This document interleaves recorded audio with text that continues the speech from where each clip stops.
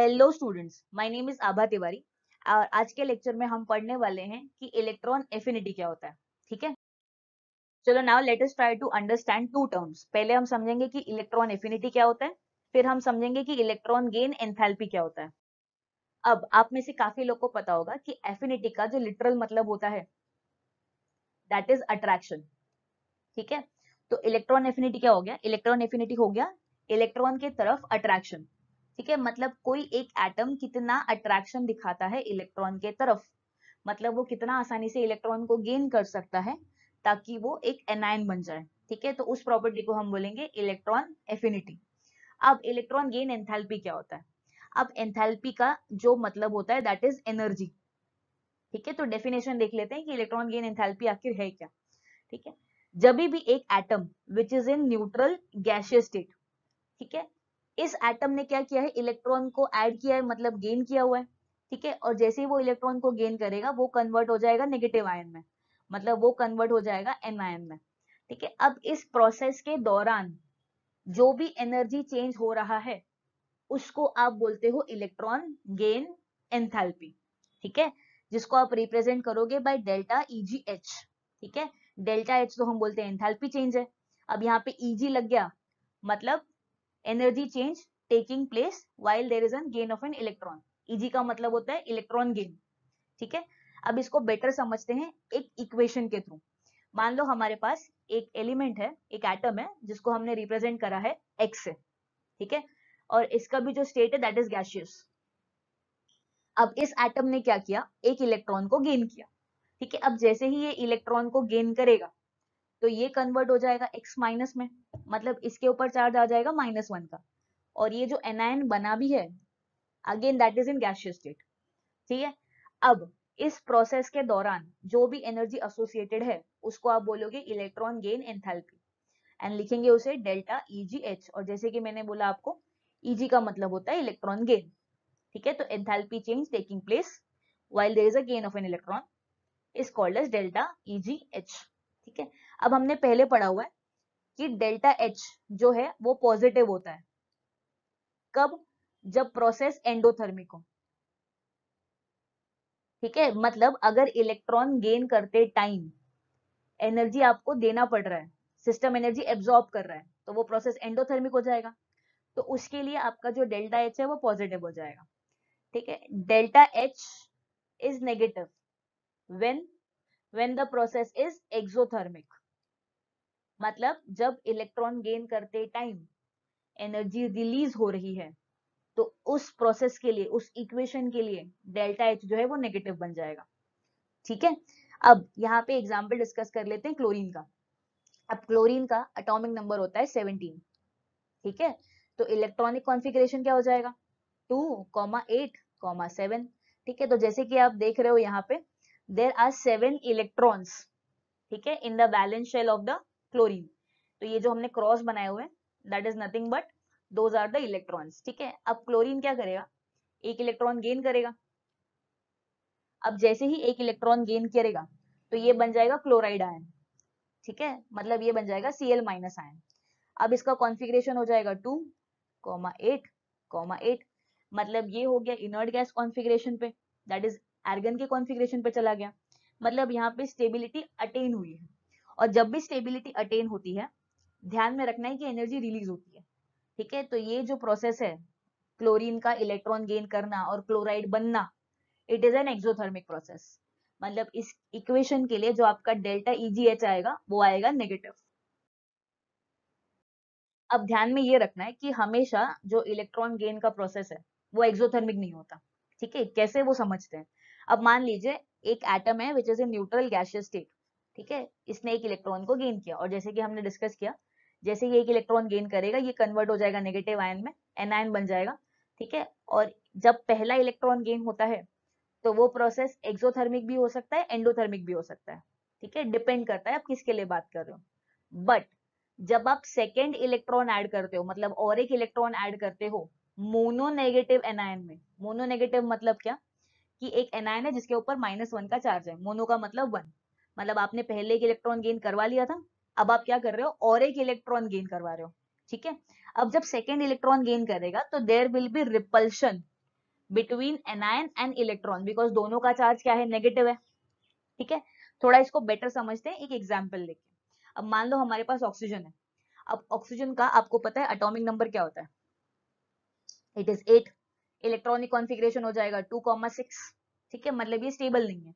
तो अगेन जो हमने ये क्रॉसेस बनाए हुए हैं, ये क्रॉसेस क्या रिप्रेजेंट कर रहे हैं, ये रिप्रेजेंट कर रहे हैं इलेक्ट्रॉन। तो इसके पास 6 इलेक्ट्रॉन है, तो इसको स्टेबिलिटी अटेन करने के लिए और 2 इलेक्ट्रॉन चाहिए। ठीक है, अब मान लो इसने 1 इलेक्ट्रॉन गेन किया पहले। ठीक है, तो यहाँ पे क्या हो जाएगा, ये बन जाएगा O माइनस। ठीक है, अब O माइनस में भी इसने 2,7 का कॉन्फ़िगरेशन अचीव किया है।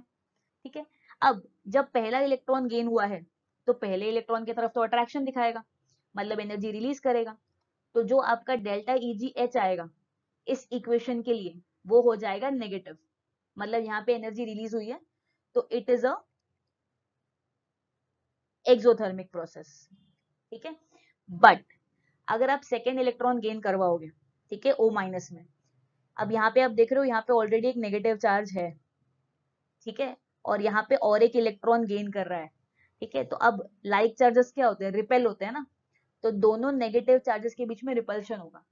तो जब आप सेकेंड इलेक्ट्रॉन यहाँ पे गेन करवाएंगे, मतलब जब आप O2 माइनस यहाँ पे बनेगा, ठीक है, जब कॉन्फ़िगरेशन 2,8 पे स्टेबल होगा, ठीक है, तो रिपल्शन की वजह से क्या होगा, हमें एनर्जी इस सिस्टम में प्रोवाइड करना पड़ेगा। ठीक है, और अगर हम एनर्जी को प्रोवाइड कर रहे हैं, ठीक है, तो मतलब क्या हो जाएगा, ये प्रोसेस हो जाएगा एंडोथर्मिक, और जो सेकेंड इलेक्ट्रॉन गेन एंथैल्पी है वो हो जाएगा पॉजिटिव। ठीक है, तो इस इक्वेशन के लिए डेल्टा EgH इज पॉजिटिव, मतलब this is endothermic.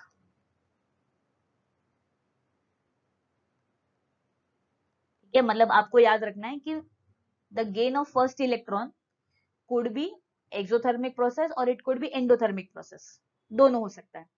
But second electron का जब गेन होता है तो always the process is endothermic only. क्यों? बिकॉज सेकेंड इलेक्ट्रॉन जब आप ऐड करवाते हो तो एनायन के बीच में और इलेक्ट्रॉन के बीच में होता है यहाँ पे रिपल्शन। ठीक है, तो उस रिपल्शन को अवॉइड करने के लिए आपको एनर्जी प्रोवाइड करना पड़ता है। तो gain of second electron is always an endothermic process. ठीक है, अब हम देखते हैं कि what are the factors which affect the electron gain enthalpy. ठीक है, अब पहला फैक्टर है एटॉमिक साइज या नंबर ऑफ शेल। ठीक है, अब जितना नंबर ऑफ शेल बढ़ेगा या जितना एटॉमिक साइज इंक्रीज होगा, उतना क्या होगा कि जो इलेक्ट्रॉन एंटर हो रहा है, ठीक है, वो न्यूक्लियस से उतना ज्यादा अट्रैक्टेड नहीं होगा, it will be weekly attracted. ठीक है, अब जब ये वीकली अट्रैक्टेड है, मतलब इलेक्ट्रॉन गेन करने की टेंडेंसी या इलेक्ट्रॉन एफिनिटी उतना ज्यादा है नहीं। ठीक है, तो as the size of an atom increases, electron affinity decreases. मतलब हम यहाँ पे बोल सकते हैं कि इन दोनों के बीच में है इनवर्सली प्रोपोर्शनैलिटी का रिलेशनशिप। ठीक है, नेक्स्ट बात करेंगे अबाउट न्यूक्लियर चार्ज। ठीक है, अब जितना ज्यादा न्यूक्लियर चार्ज होगा उतना एटम का टेंडेंसी होगा टू अट्रैक्ट द इलेक्ट्रॉन, या बोल सकते हैं टू गेन द इलेक्ट्रॉन। ठीक है, मतलब अगर न्यूक्लियर चार्ज बढ़ा तो इलेक्ट्रॉन एफिनिटी भी इंक्रीज होगा। मतलब यहाँ पे हम बोल सकते हैं that nuclear charge is directly proportional two electron affinity. ठीक है, अब जो थर्ड फैक्टर है जो इलेक्ट्रॉन एफिनिटी को अफेक्ट करता है, दैट इज स्क्रीनिंग इफेक्ट और शील्डिंग इफेक्ट। ठीक है, अब जाहिर सी बात है कि जितना ज्यादा शील्डिंग या जितना ज्यादा स्क्रीनिंग लगेगा, ठीक है, मतलब जितना अंदर के इलेक्ट्रॉन्स, इनर शेल के इलेक्ट्रॉन्स बाहर वाले इलेक्ट्रॉन को शील्ड करेंगे, उतना वैलेंस शेल में न्यूक्लियर चार्ज कम लगेगा। ठीक है, मतलब शील्डिंग स्ट्रॉन्ग है। और अगर न्यूक्लियर चार्ज कम हो रहा है तो इलेक्ट्रॉन एफिनिटी भी क्या हो जाएगी, डिक्रीज हो जाएगी। ठीक है, मतलब हम यहाँ पे क्या बोल सकते हैं कि shielding effect is inversely proportional two electron affinity.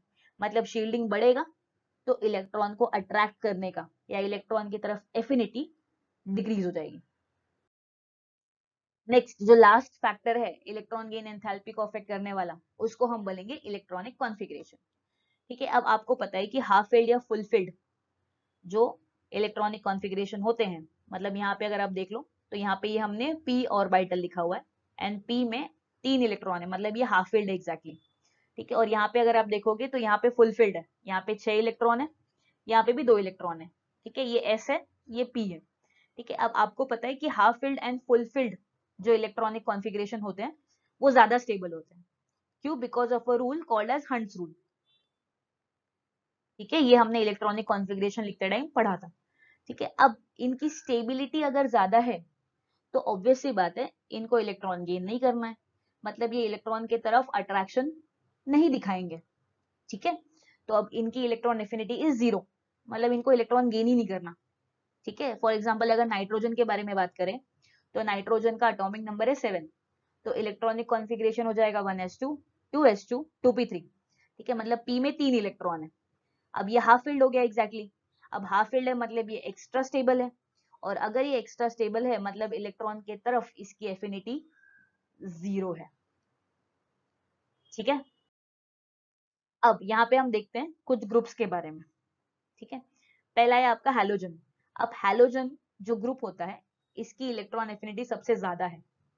ठीक है, as compare to other groups. ऐसा क्यों? बिकॉज आपको पता है कि हैलोजन के वैलेंस शेल में देर आर 7 इलेक्ट्रॉन्स। ठीक है, यहाँ पे देख लो, 2s में 2 है, ठीक है, एंड 2p में 5 है, मतलब टोटल हो गए इसके पास 7 इलेक्ट्रॉन। ठीक है, अब यहाँ पे अगर एक इलेक्ट्रॉन और आ जाएगा तो ये क्या हो जाएंगे, ये कंप्लीटली फिल्ड हो जाएंगे, ये इनर्ट गैस के कॉन्फ़िगरेशन पे पहुंच जाएंगे। ठीक है, मतलब इन्हें एक इलेक्ट्रॉन चाहिए स्टेबल होने के लिए, तो इनकी इलेक्ट्रॉन एफिनिटी हाईएस्ट है। ठीक है, मैक्सिमम है। अब नेक्स्ट बात करेंगे हम नोबल गैसेस की। नोबल गैसेस की इलेक्ट्रॉन एफिनिटी जीरो है। क्यों जीरो है? Because they are already stable, मतलब इनके जितने भी ऑर्बिटल्स हैं दे आर कंप्लीटली फिल्ड। अब यहाँ पे आप नियॉन का एग्जांपल देख रहे हो, तो नियॉन का कॉन्फ़िगरेशन क्या है, 1s2 2s2 2p6, तो 1s भी पूरा भरा हुआ है। ठीक है, यहाँ पे 2 इलेक्ट्रॉन है 1s में, कैपेसिटी 2 की है, 2 भर गए। 2s में भी 2 इलेक्ट्रॉन है, अगेन कैपेसिटी 2 की है, 2 इलेक्ट्रॉन भर गए। p में कैपेसिटी होती है 6 इलेक्ट्रॉन्स की, और 6 इलेक्ट्रॉन्स भर गए यहाँ पे, तो all the orbitals are completely filled, मतलब इनको इलेक्ट्रॉन नहीं चाहिए। ठीक है, तो their electron affinity is zero. ठीक है, सिमिलरली अगर हम बात करेंगे अबाउट ग्रुप 2, अगेन ग्रुप 2 की भी इलेक्ट्रॉन एफिनिटी जीरो होती है। ठीक है, क्यों अगेन जीरो है? Because they are already stable ना। अगर आप देखोगे तो ग्रुप 2 का एक एग्जांपल लेते हैं, बेरिलियम। तो बेरिलियम का एटॉमिक नंबर क्या होता है, 4, तो कॉन्फ़िगरेशन हो जाएगा 1s2 2s2। अब 2s की कैपेसिटी होती है मैक्सिमम टू होल्ड 2 इलेक्ट्रॉन्स, और यहाँ पे 2 इलेक्ट्रॉन आ चुके हैं, मतलब अगेन ये भी कंप्लीटली फिल्ड है, तो इसको भी इलेक्ट्रॉन गेन नहीं करना है, मतलब इलेक्ट्रॉन की तरफ इसकी अट्रैक्शन है ही नहीं, इसके लिए अगेन इसकी भी electron affinity is zero. Now next will talk about group 15। ठीक है, अब ग्रुप 15 की भी electron affinity is zero. Again अब ये जीरो क्यों है? बिकॉज ये हाफ फिल्ड होते हैं। ठीक है, अगर नाइट्रोजन का एग्जांपल देख लो, जैसे कि हमने डिस्कस किया था अभी पिछले वाले स्लाइड में, नाइट्रोजन का एटॉमिक नंबर होता है 7, तो कॉन्फ़िगरेशन हो जाएगा 1s2 2s2 2p3। ठीक है, p की कैपेसिटी होती है 6 इलेक्ट्रॉन होल्ड करने की, और यहाँ पे आ गए हैं 3 इलेक्ट्रॉन, मतलब ये एग्जैक्टली क्या हो गया, हाफ फिल्ड हो गया। ठीक है, now since it is exactly half filled it is stable. ठीक है, and since it is stable तो इसको इलेक्ट्रॉन गेन ही नहीं करना, तो इसकी इलेक्ट्रॉन एफिनिटी क्या है, अगेन इट इज जीरो। तो ध्यान में आपको यही रखना है कि सबसे ज्यादा इलेक्ट्रॉन एफिनिटी पूरे पीरियोडिक टेबल में होती है हैलोजेंस की। ठीक है, एंड नोबल गैसेस ग्रुप 2 और ग्रुप 15, इन ग्रुप्स की इलेक्ट्रॉन एफिनिटी होती है जीरो। क्यों? Because they are either half filled और दे आर कंप्लीटली फिल्ड, तो दे आर ऑलरेडी स्टेबल। अब हमने पिछले स्लाइड में क्या डिस्कस किया, हमने बोला कि जो सबसे ज्यादा इलेक्ट्रॉन एफिनिटी होती है, ठीक है, वो इलेक्ट्रॉन एफिनिटी सबसे ज्यादा किसके लिए है, दैट इज फॉर हैलोजेंस। ठीक है, अब हम डिस्कस करेंगे कि हैलोजेंस में भी what is the order of electron affinity. ठीक है, अब हैलोजेंस कौन से होते हैं, हैलोजन में है fluorine, there is chlorine, there is bromine and there is iodine. ठीक है, अब आपको पता है कि जितना आप नीचे की तरफ जाओगे, मतलब आप डाउन द ग्रुप जाओगे, ठीक है, तो होता क्या है कि नंबर ऑफ शेल इंक्रीज होते हैं, न्यूक्लियर चार्ज कम हो जाता है, स्क्रीनिंग इफेक्ट भी इंक्रीज हो जाता है, तो down the group atomic size increases. ठीक है, तो हमको क्या लगता है कि जो एक्सपेक्टेड इलेक्ट्रॉन एफिनिटी का ऑर्डर होगा वो क्या होगा, fluorine greater than chlorine, chlorine greater than bromine and bromine should be greater than iodine. ठीक है, तो दिस वाज अपना एक्सपेक्टेड ऑर्डर। ठीक है, अब हम देख लेते हैं कि एग्जैक्ट ऑर्डर क्या होता है। अगर आप देखोगे यहाँ पे फ्लोरीन का, तो इलेक्ट्रॉन एफिनिटी इज -328, ठीक है। क्लोरीन का है -349, ब्रोमीन का है -325 एंड आयोडीन का है -295, ठीक है। अब यहाँ पे माइनस क्यों लिखा है? बिकॉज जैसे कि हमने डिस्कस किया, जब भी एनर्जी रिलीज होती है तो आपका जो डेल्टा ईजी एच है वो हो जाएगा नेगेटिव, ठीक है। तो इस प्रोसेस के दौरान एनर्जी रिलीज हो रहा है, इसके लिए हमने यहाँ पे माइनस का साइन दिया हुआ है, ठीक है। अब यहाँ पे अगर आप देख रहे हो तो क्लोरीन जब इलेक्ट्रॉन गेन करता है तो maximum amount of energy release होती है। मतलब इस ऑर्डर से हमें क्या समझ रहे हैं कि एक्चुअल ऑर्डर ये नहीं होगा। एक्चुअल ऑर्डर क्या होगा? Chlorine greater than fluorine which is greater than bromine and again bromine greater than iodine, ठीक है। अब इसको समझेंगे कि ये हमें एक्सेप्शन क्यों आया है ऑर्डर में, हमारे एक्सपेक्टेशन के हिसाब से ऑर्डर क्यों देखने को नहीं मिला, ठीक है। अब यहाँ पे अगर आप देखोगे तो फ्लोरीन जो होता है, फ्लोरीन का atomic size is very small, ठीक है। It is quite small and it is compact also, ठीक है। अब अगर स्मॉल और कॉम्पैक्ट है तो इसकी चार्ज डेंसिटी ज्यादा है, मतलब थोड़े से ही जगह में इलेक्ट्रॉन ज्यादा है तो चार्ज डेंसिटी ज्यादा होगा, ठीक है। तो ऑलरेडी ये छोटा एटम है, उसके अंदर नंबर ऑफ इलेक्ट्रॉन ज्यादा है, तो ये क्या करेगा? इनकमिंग इलेक्ट्रॉन को रिपेल करेगा, ठीक है। ये चीज याद रखना है आपको। फ्लोरीन क्या करेगा? इनकमिंग इलेक्ट्रॉन को रिपेल करेगा, ठीक है, एज कंपेयर टू क्लोरीन, ठीक है।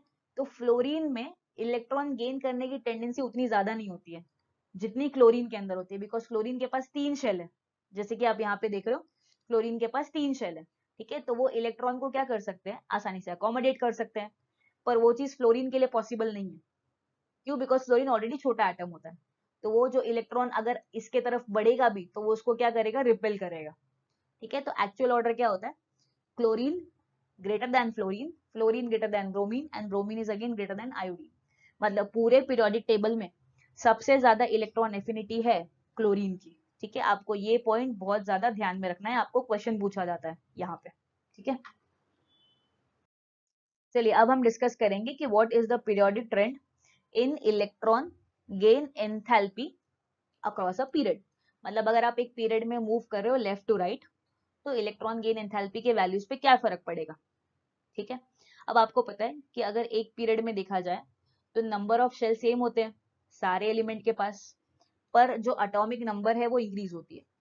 अब अगर एटॉमिक नंबर इंक्रीज हो रही है मतलब नंबर ऑफ इलेक्ट्रॉन भी इंक्रीज होंगे, नंबर ऑफ प्रोटॉन भी इंक्रीज होगा, पर ये जो इलेक्ट्रॉन है that is getting added in the same shell, ठीक है। और सेम शेल के इलेक्ट्रॉन्स उतना ज्यादा शील्डिंग नहीं लगाते, ठीक है, बट प्रोटॉन तो तेजी से बढ़ेगा। तो प्रोटॉन अगर इंक्रीज हो रहा है तो क्या हो जाएगा? आपका जो न्यूक्लियर चार्ज है वो भी इंक्रीज होगा लेफ्ट टू राइट, और एटॉमिक साइज क्या हो जाएगी? डिक्रीज हो जाएगी, ठीक है, जैसे कि आप यहाँ पे देख रहे हो। अब अगर एटॉमिक साइज डिक्रीज हो रहा है, न्यूक्लियर चार्ज इंक्रीज हो रहा है, तो left to right in a period electron affinity increases, मतलब इलेक्ट्रॉन को गेन करने की टेंडेंसी बढ़ते जाएगी अगर आप लेफ्ट टू राइट जाओगे तो, ठीक है। और जैसे कि हमने स्टडी किया कि जितना ज्यादा इलेक्ट्रॉन को गेन करने का टेंडेंसी होता है मतलब उतना ज्यादा एनर्जी रिलीज होगा प्रोसेस के दौरान, मतलब प्रोसेस एक्सोथर्मिक होगा। और अगर प्रोसेस एक्सोथर्मिक है तो डेल्टा ईजी एच हो जाएगा नेगेटिव। मतलब अगर left to right affinity increase हो रहा है तो इलेक्ट्रॉन गेन एंथैल्पी की जो वैल्यू है वो ज्यादा से ज्यादा नेगेटिव बनती जाएगी, ठीक है। बट यहाँ पे ना आपको कुछ एक्सेप्शंस का ध्यान देना है, ये तो हमने जनरल ट्रेंड के बारे में बात किया, ठीक है। अब ग्रुप 1 से अगर आप ग्रुप 2 के तरफ जाओगे, ठीक है, ग्रुप 1 का कॉन्फ़िगरेशन क्या होता है? NS1 एंड ग्रुप 2 का होता है NS2, ठीक है। अब हमने डिस्कस किया था कि ग्रुप 2 इज NS2, मतलब ये होता है कंप्लीटली फिल्ड या आप फुल फिल्ड बोल सकते हो, ठीक है। Since it is full filled it is already stable, ठीक है। अब ये स्टेबल है तो इसकी इलेक्ट्रॉन एफिनिटी कैसी होगी? इट विल बी जीरो ना, क्या मतलब जनरल ट्रेंड के हिसाब से लेफ्ट टू राइट अगर आप जाते हो तो इलेक्ट्रॉन एफिनिटी इंक्रीज होना चाहिए, बट यहाँ पे जैसे ही आप ग्रुप 1 से ग्रुप 2 के तरफ जाते हो तो इलेक्ट्रॉन एफिनिटी डिक्रीज होता है, ठीक है। मतलब किसकी इलेक्ट्रॉन एफिनिटी ज्यादा है, ग्रुप 1 की कि ग्रुप 2 की? तो इट इज ऑफ ग्रुप 1, ठीक है। ग्रुप 2 की जीरो होती है, ठीक है। दूसरा एक्सेप्शन आपको याद रखना है अबाउट ग्रुप 14 एंड ग्रुप 15, ठीक है, ग्रुप 14 के लिए जनरल कॉन्फ़िगरेशन अगर लिखा जाए तो it will be NH2 NP2 and group 15 के लिए ये हो जाएगा NH2 NP3। ठीक है, तो यहाँ पे अगर आप देखोगे यहाँ पे एक इलेक्ट्रॉन अगर गेन होगा तो ये हाफ वेट के कॉन्फ़िगरेशन में पहुंच जाएंगे, मतलब इनकी इलेक्ट्रॉन एफिनिटी ज्यादा है। पर अगर आप ग्रुप 15 देखोगे तो ये NP3 पे है, मतलब ये एग्जैक्टली हाफ फिल्ड है। ठीक है, नाइट्रोजन का हमने एग्जांपल डिस्कस किया था। Now since it is half filled it is already stable, और अगर ऑलरेडी स्टेबल होता है तो इनकी इलेक्ट्रॉन एफिनिटी क्या हो जाएगी, इट विल बी 0। ठीक है, मतलब अगर आप ग्रुप 14 और ग्रुप 15 में कंपेयर करोगे तो ज्यादा इलेक्ट्रॉन एफिनिटी किसकी है, ग्रुप 14 की। ठीक है, तो 14 से 15 जाने पे इलेक्ट्रॉन एफिनिटी जो है वो डिक्रीज होती है। ठीक है, अब हम डिस्कस करेंगे कि what is the trend of electron gain enthalpy down the group. ठीक है, अब आपको पता है कि down the group atomic number तो इंक्रीज होता ही है। ठीक है, बट एटॉमिक नंबर इंक्रीज होने के साथ साथ नंबर ऑफ शेल भी तो इंक्रीज होता है। अब नंबर ऑफ शेल अगर इंक्रीज होगा मतलब एटॉमिक साइज इंक्रीज हो रहा है, एटॉमिक साइज इंक्रीज हुआ तो न्यूक्लियर चार्ज क्या हो जाएगा, डिक्रीज हो जाएगा। और जैसे कि हमने पढ़ा था कि nuclear charge is directly proportional two electron affinity. ठीक है, तो न्यूक्लियर चार्ज अगर डिक्रीज हो रही है तो इलेक्ट्रॉन एफिनिटी भी क्या हो जाएगी, डिक्रीज हो जाएगी। मतलब इलेक्ट्रॉन गेन करने की tendency down the group decreases. ठीक है, और अगर वो इलेक्ट्रॉन गेन ही नहीं करना चाहते मतलब वो एनर्जी भी क्या करेंगे, लेस रिलीज करेंगे। मतलब डेल्टा EGH की जो वैल्यू होती है, ठीक है, that is electron gain enthalpy की जो वैल्यू होती है वो डाउन द ग्रुप क्या हो जाएगी, it will become less negative, मतलब उतना ज्यादा एनर्जी रिलीज नहीं होगा। ठीक है, तो that was about electron gain enthalpy और electron affinity. I hope you have understood this. Thank you.